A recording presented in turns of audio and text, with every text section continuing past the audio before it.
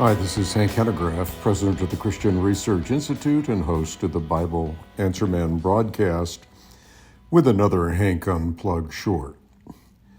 As I'm doing this short, I'm reading a news flash on the High Court ruling which overturns Roe v. Wade.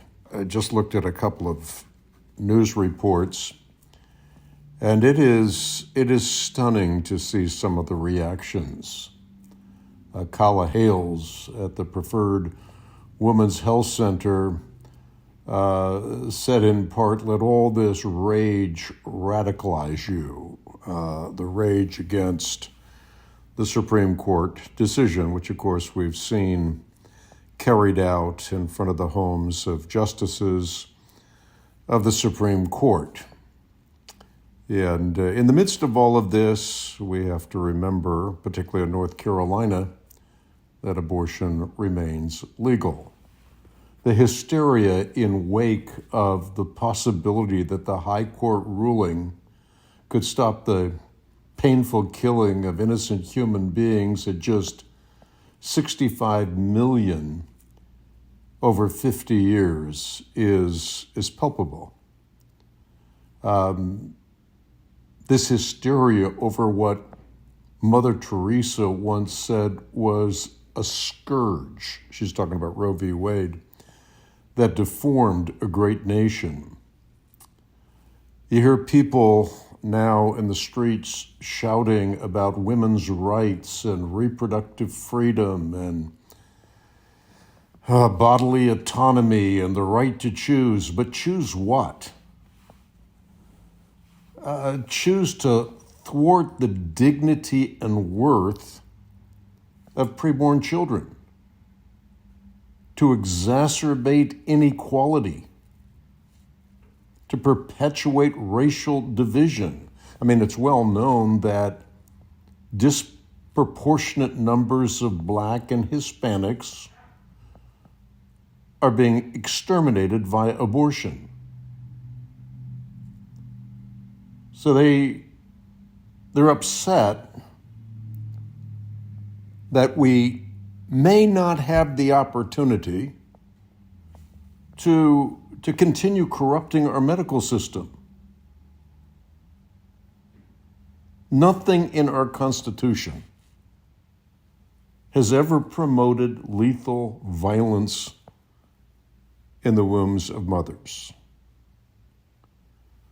But with all of the rage that is supposed to radicalize those who support the painful killing of innocent human beings, the reality is abortion will continue on, and this battle is not over.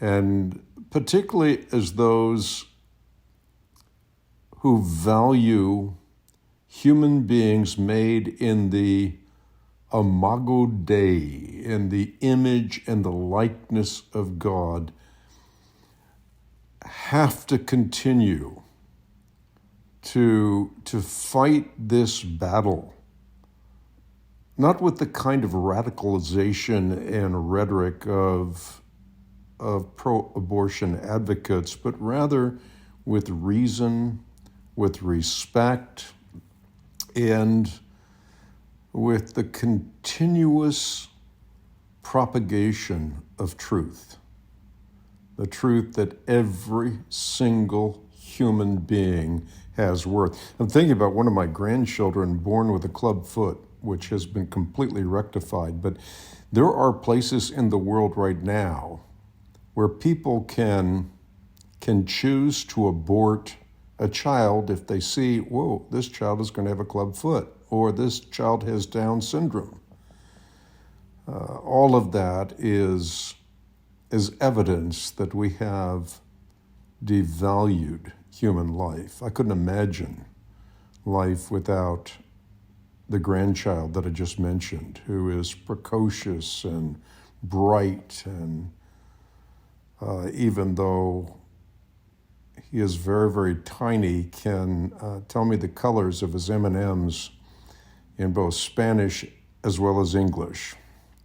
So the battle goes on, and I think we have to stand our ground because, again, abortion is, as I have pointed out in various places, in podcasts, in writing, etc., it is the painful killing of an innocent human being.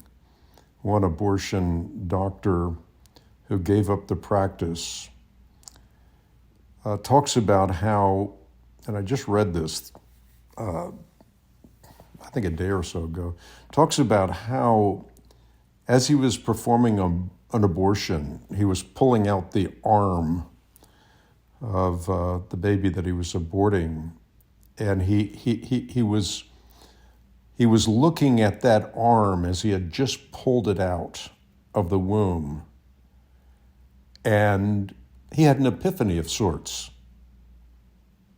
As a result of that, he just could not continue the grisly practice, and I hope by God's grace there'll be many other doctors in the medical profession that come to that exact same realization. One of my good friends that I met early on in my Christian life was an abortion doctor. He had performed so many different abortions, and when he came to a true valuation of things, he lived the rest of his life. He's now deceased. He's absent from the body, present with the Lord. But he lived the rest of his life with the pain of what he had done, but also with the purpose of doing something about it, making a difference while there's yet time. Thanks for tuning in.